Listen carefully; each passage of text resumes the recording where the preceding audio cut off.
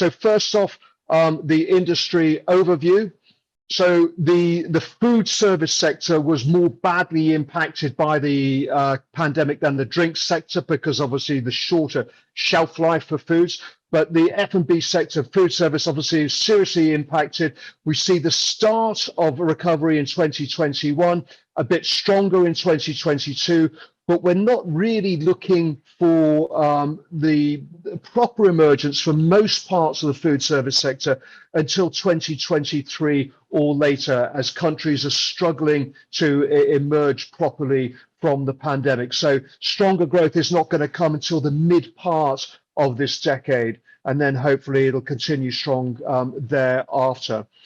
Within the sector though, or globally looking at the food service sector, we note that Asia is going to show the highest value for the food service recovery, for the food value, and also for the drinks value, and one of the highest compound annual growth rates for the first half of this decade, 2021 to 2025. Not the biggest CAGR, but one of the biggest CAGRs, with that large value recovery for the food service sector.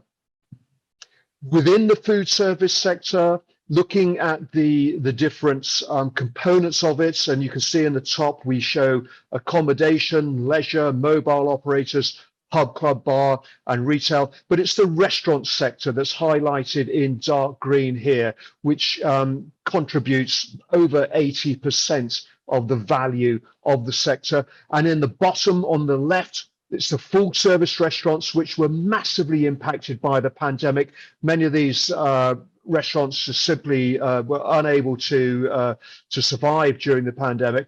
We see them having the fastest or the strongest CAGR recovery going up to the first half of this decade. And on the right, the quick service restaurants, some of which actually managed to stay around due to delivery, and some of which actually are already reporting in 2022 higher sales than 2029, but the bulk of which were strongly impacted, had to close down some of their stores, their outlets, showing smaller compound annual growth rate through to the mid part of the decade. Having a look now at consumer behavior. On the left-hand side, the chart shows, yes, there was concern, and that concern will continue to an extent throughout the first part of this decade with eating out because of the risk of COVID-19. People are a lot more concerned now about hygiene and so on. But on the right-hand side, what we do see as well, though, is that there was a strong increase in takeaway or delivery from restaurants because of the last 3 months, because as a result of the pandemic, people doing this more often. And let me just go to the next slide. Looking now at the consumer behavior, and I'm going to be now looking at moving beyond the market forecast into some of the pointers that we've got that show us where the market's going to be going. So for consumer behavior from our regular quarterly surveys, the graph on the left, which of the following are the most influential when deciding which food service restaurants to visit 2021, and you can see responses such as the range of the favorite cuisine, the restaurant ambience, availability of healthy, nutritious menu options, affordable menu items, the ability to eat out locally sourced fresh produce, and so on. These to be some of the drivers that are attracting people back to the restaurants and are going to form some of the core trends that we see impacting the sector as it emerges from recovery during the course of this decade. Looking at some of the other inputs that we've got, and this, I think this serves a little bit in terms of our methodology for how do we come up with these trends. What we've done here is our news aggregator within the GlobalData Intelligence Center brings in all the news stories from food service operators, from food service brands, from investors, and so on. And what we've done is not only have we aggregated the news, but we've actually sliced it and diced it by by the different mega trends that we see impacting the sector. So you can see these trends along the bottom. The most important are sensory and indulgence, and then health and wellness, individualism and expression, sustainability, and ethics. Let's have a look now at the deals analysis. So what we've done here is we've got a very similar analytical tool that helps us understand trends. And what it does is we just analyze all the merger and acquisition and partnership deals that have been transacted. For here, we've just taken all the deals transacted during the year 2021, and we've looked at these by theme. So on the left, we've got the number of deals, and on the right, the value in millions of dollars. And if you scan down the top 7 or so of these themes, you can see they're very digital in nature. So it's e-commerce, it's online food delivery, digitalization, digital media, cloud, artificial intelligence, and robotics. So these obviously are going to be forming some of the trends, because this is where the food service operators are putting their money. So this is going to impact the environment and is going to shape the recovery. And then finally, social media analysis. And what we've got here is an analytical tool that searches Twitter and Reddit globally. And just by food service, we just look at food service operators, brands, all the mentions, the chef's mentions, and so on. And we just look at the key themes. And over, you can see the key themes at the bottom. We've got social media, obviously emerging economies, health and wellness, sustainability, online food delivery, and demographics. So this helps in some way perhaps to explain the key trends that we have shortlisted and have analysed to see where the sector is going and what are the trends up to 2030. So these top trends driving innovation during this decade, and we've selected 5 of them. First one, good for the planet, good for you. And then underneath, you can see it's most relevant to which sector. And this one is restaurants, supermarkets, and hypermarkets. Second one is new localism. Third, digital convenience. Fourth is tailored offerings. And fifth is the blend of cultures. So let's have a look at each of these in turn now and explain what that means and what impact that is already having and how this is going to impact the sector further. So good for the planet, good for you. This has got various different angles to it. So the first one we're going to have a look at is sustainability. So over on the right, which of the following are the most influential when deciding which food service restaurants you visit? The environmental, sustainable, ethical, or social policies and practices. And we can see here that the Gen Z and the Gen Y find this to be particularly important. No surprises here.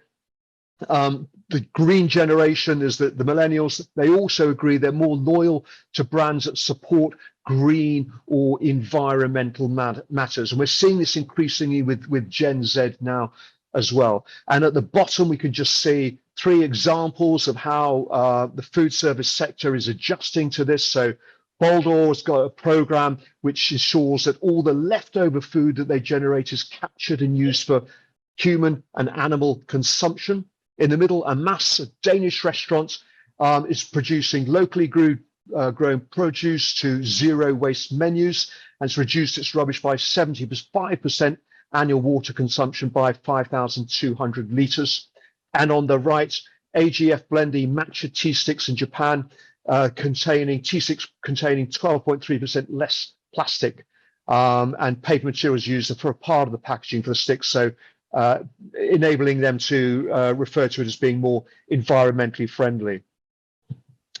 Another aspect of being good for the planet and good for you is the move towards plant-based alternatives. And on the left, you can see the plant-based meat alternatives. So in grey, it would be a medium consumption. In light grey, it's high or high-end or premium values.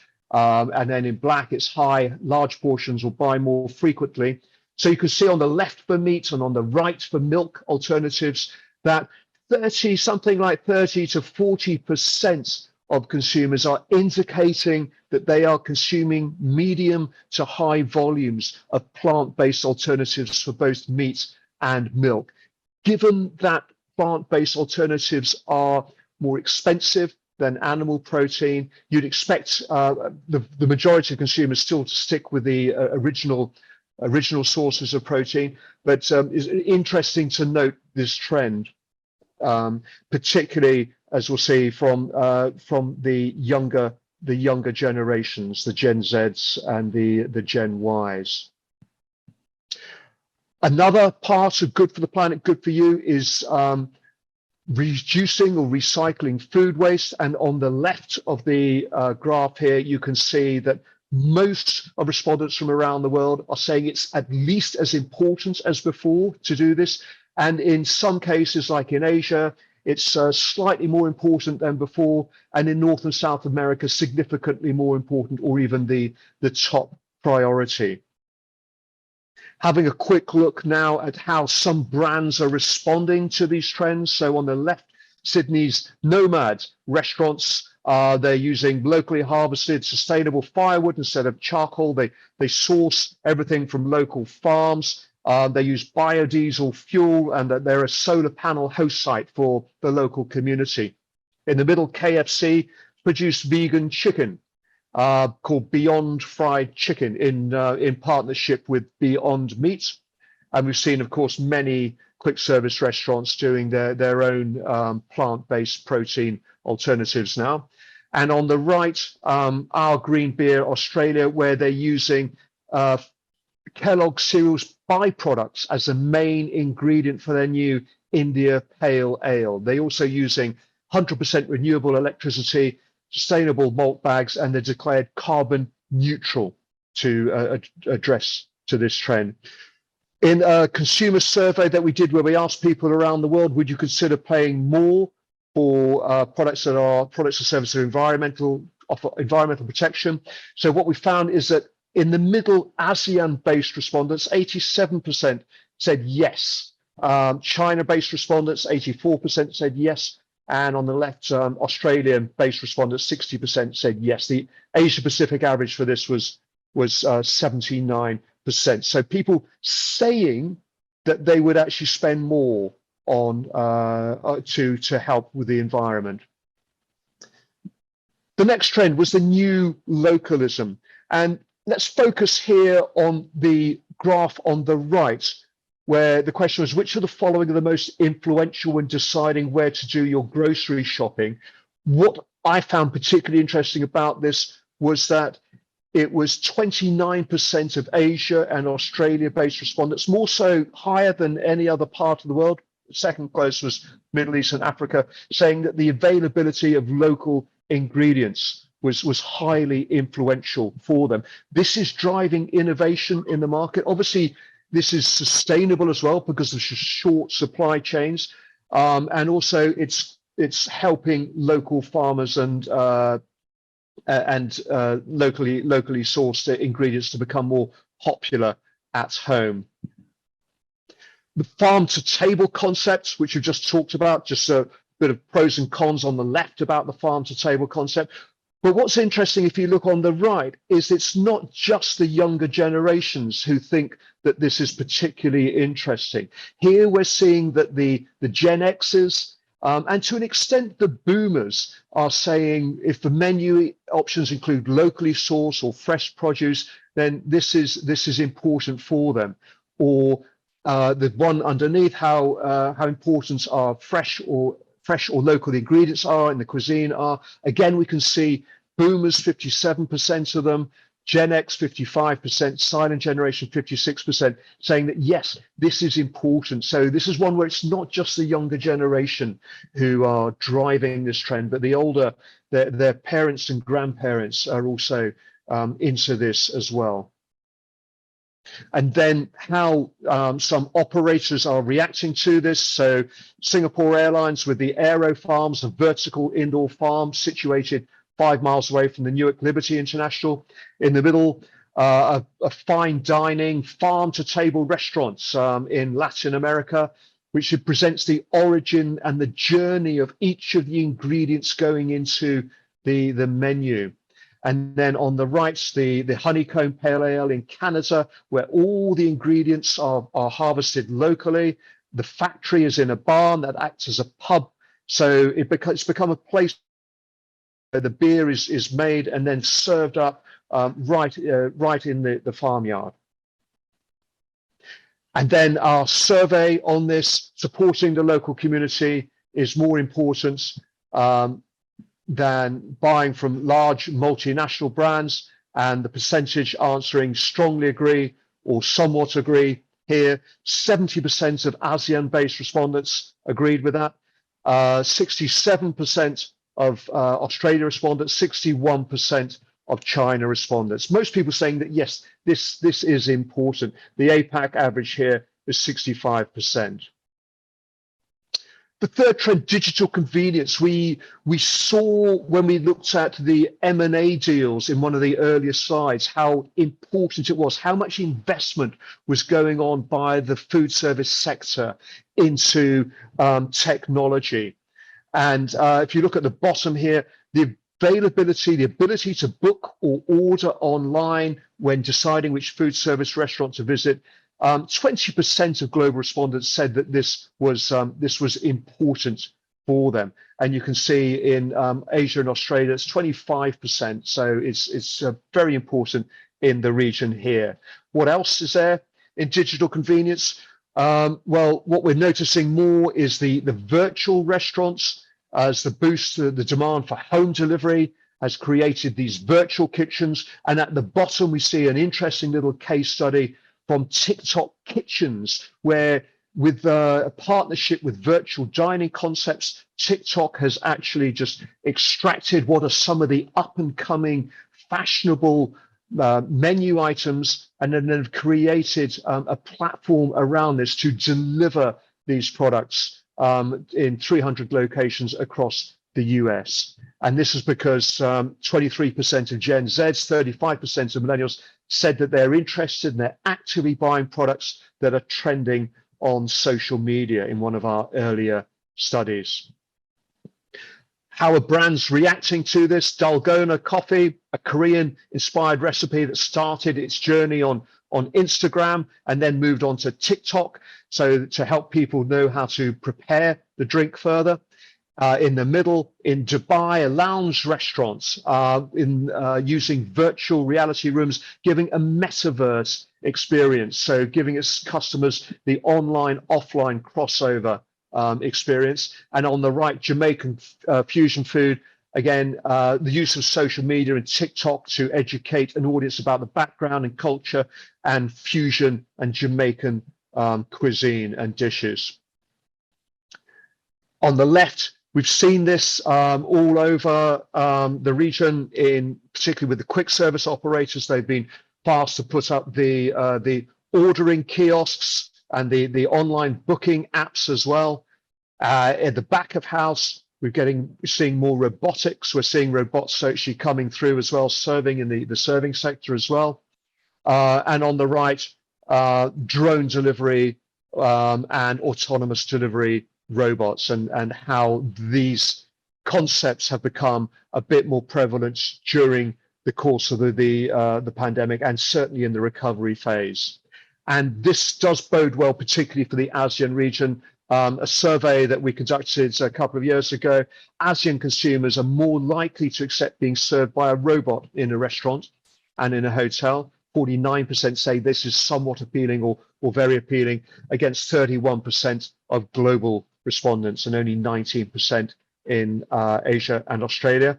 And when it comes to accepting online orders being delivered by automated devices, ASEAN consumers, again, 67% said, yeah, this is somewhat or very appealing, against a global average of 47%, Australian average only 28%.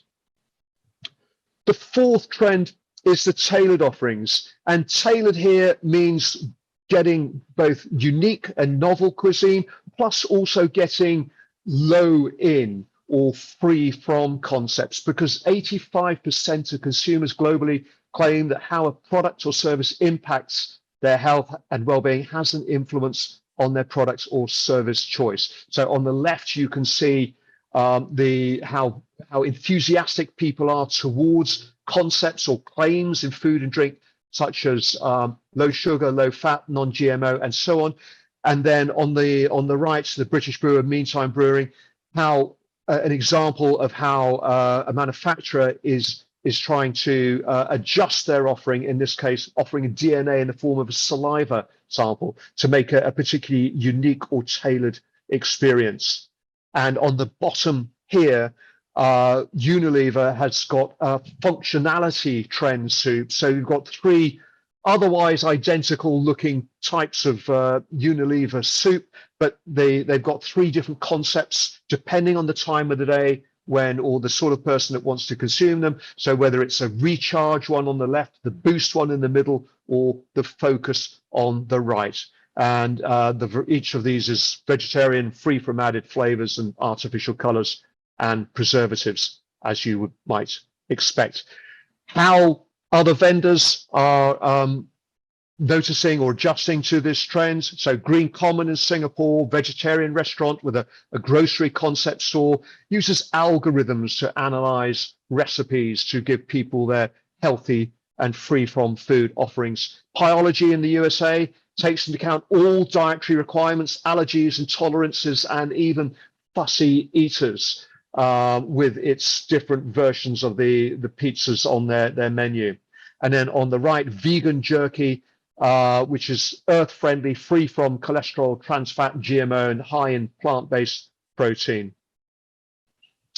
And when it comes to trying out the newest flavors and fragrances as soon as they're available in terms of customized offering, something that's unique, what we find actually is that China-based respondents are particularly enthusiastic. They completely agree that they like to try new flavors and fragrances whenever they can, followed by ASEAN, and global respondents were 20% on this. And this brings us then to the next and the final trend, which is the blend of cultures. And the graph on the top left was, I thought, particularly interesting, because if you look at the Gen Z response, what it's saying in light green is that the Gen Z are more likely to pick a holiday destination based on what the influencers that they follow on social media are telling them, or their feeds on social media, such as Instagram or Facebook. Whereas although that's important for other generations, the other generations also look for generally famous or popular destinations for food and drinks. But the Gen Z are relying much more so on social media to decide whether those destinations are popular or famous or worth actually visiting for food and drinks. Now, as a result, the travel sector is now offering a range of experiences to help customers, foodie customers, to go out and experience that blend of cultures, have that unique experience when they visit certain destinations. And over on the right, what I found particularly interesting about this graph, you look at the top of it, North America, you'll see that 40% in light green of Gen Z respondents said that they find food or drink flavors inspired by other cultures to be very appealing. So the fact that the North American youngsters, the teens and the university age and the early age adults are particularly enthusiastic about food and drink flavors inspired by other cultures implies that is going to probably catch on around the world as their restaurant brands and their unique cuisine, and also their dominance of social media is going to take those trends around the world as well. You see actually Central and South America, there's similarities already there with both the Gen Z and the Gen Y being particularly enthusiastic about fusion cuisine or food and drink inspired by other cultures. And just some examples of how we're seeing this play out in F&B offerings around the world. On the left, the Butter Ramen Club in Australia. It's a hybrid fried chicken, hip hop, champagne, and sneaker venue. I can't think of anything more completely different than having fried chicken, hip hop, champagne, and sneakers all together. But this is clearly using the hybrid fusion culture, fusion cuisine here to appeal to obviously the younger hip audiences. In the middle, cheesy tales from Canada. Corn dog filled with cheese or rice cakes with a variety of American or Korean toppings. So again, that's a clear fusion culture. And on the right, something a bit closer to home for me, it's a peach and brandy cocktail inspired by Japanese style cocktails, launched in Singapore, where of course there is a clear preference and enthusiasm in Singapore for Japanese F&B and cuisine. So looking ahead then, what does this mean? Well, obviously the technology, the move towards digital is going to shape the industry quite dramatically. We've seen already how this is working with robots and drone deliveries. We've seen how enthusiastic consumers generally are about digitally advanced, or how smart a product is, or their interest in being served by drones or by robots. And we've seen the particular fascination for that in this part of the world. Sustainability, the second one, is going to be more than just a buzzword. It will be driving the industry, and that means things from food waste to plant-based, and also packaging and reduction of waste.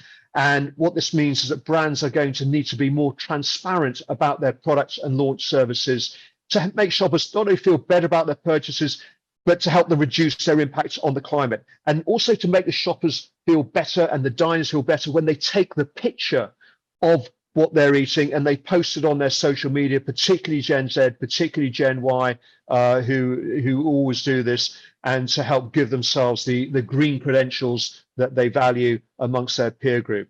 And then finally, the global flavor fusions, which are going to help restaurants to differentiate their menus, to offer the ability for travel and culture through food, the travel that we've all been missing over the last couple of years, and the personalization and the localism effect. So this is the consumer of the 2030s. So the good news is, looking forward to 2030, is that the age-old problem of labor shortage is going to be solved by robots. So here we see the millennial of the future. So she's now later in her 30s by 2030, sitting at a table wearing her surgical mask with her colleagues or friends for whatever pandemic is going on at that time. She's sipping her locally sourced vegan chai latte made with recyclable water, served in a reusable cup by a socially responsible vendor using a robot barista, and bought through an app, but with payment done later, perhaps on a subscription basis. And that, ladies and gentlemen, is your restaurant for the future. That's all from me. I'll hand back now to the FHA match team to take you to the next item in the program. Thank you.